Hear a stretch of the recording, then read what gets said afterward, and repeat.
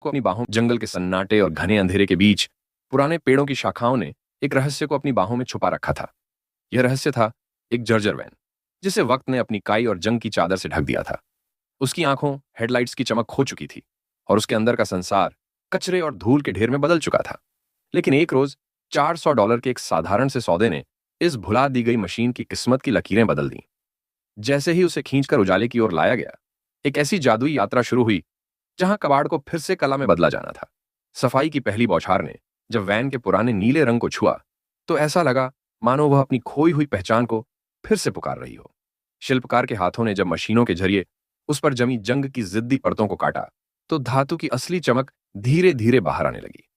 एक एक करके पुरानी और सड़ी हुई चादरों को निकाला गया और उनकी जगह मजबूत धातु के टुकड़ों को वेल्डिंग की चिंगारियों के साथ बड़ी कुशलता से जोड़ा गया।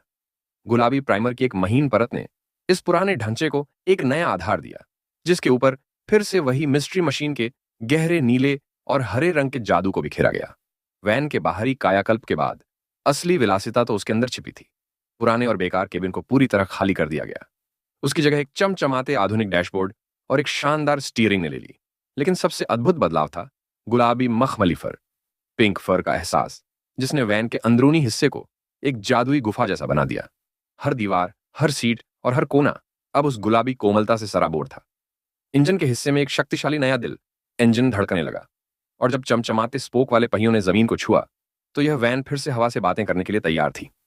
अंत में जब मिस्ट्री मशीन की वह पुरानी पेंटिंग और नारंगी फूल अपनी पूरी शान के साथ निखर कर आए तो वह महज एक गाड़ी नहीं रह गई थी। वह प्रतीक बन चुकी थी उस जुनून का जो हार मान चुके खंडहरों में भी नई जान फूंक सकता है। जो कल तक जंगल की धूल फांक रही थी, आज वह अपनी नई चमक के साथ एक नए सफर पर निकलने के लिए तैयार